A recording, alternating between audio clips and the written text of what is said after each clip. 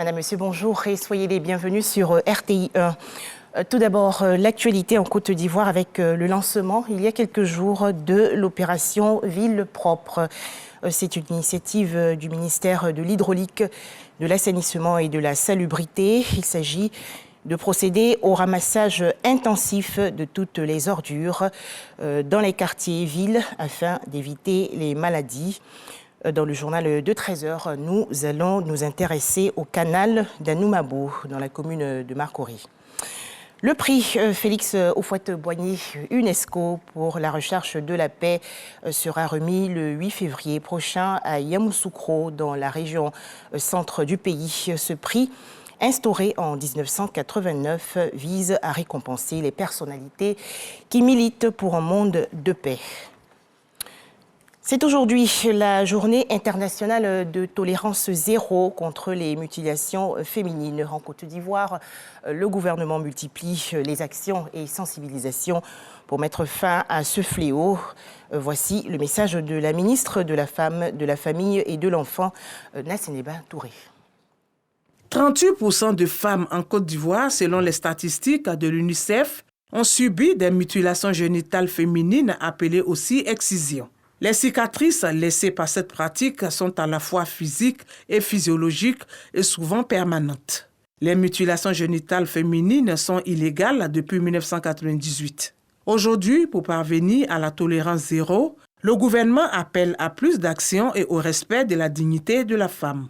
En ce jour de commémoration, je voudrais, au nom du gouvernement ivoirien, réaffirmer notre engagement indéfectible à mettre fin aux mutilations génitales féminines d'ici 2030.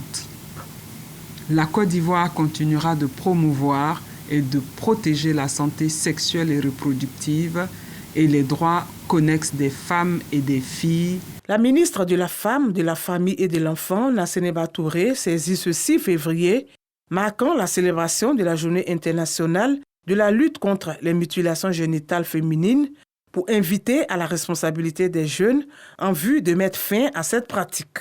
Emboîtant le pas à son Excellence, le président de la République, nous estimons qu'il est indéniable de mettre la jeunesse au cœur de cette lutte contre la mutilation génitale féminine parce qu'ils ont la capacité de faire bouger les lignes. Considéré comme une violation des droits de la femme et de la fille, le gouvernement engage des plaidoyers auprès des partenaires en vue de la prévention à travers des campagnes de sensibilisation en Côte d'Ivoire, notamment dans les zones nord et ouest. Au chapitre sport, beau début d'année 2023 pour l'athlète ivoirien Cissé Cheick. En effet, le taekwondoïste ivoirien s'est brillamment illustré hier à Istanbul, en Turquie, en enlevant la médaille d'or à la President Cup d'Europe. Un séisme a durement frappé aujourd'hui le sud de la Turquie et le nord de la Syrie. Bilan, plus de 500 morts. On dénombre également plus d'1 millier de bâtiments effondrés.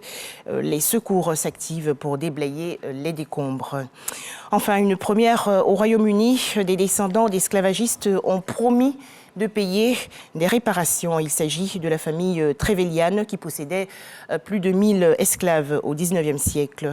Cette famille avait reçu une compensation financière lors de l'abolition de l'esclavage en raison de la perte de ses bras. Les descendants de la famille Trevelyan ont donc décidé de présenter leurs excuses. Merci de nous avoir suivis. À 13h, d'autres informations sur RTI 1.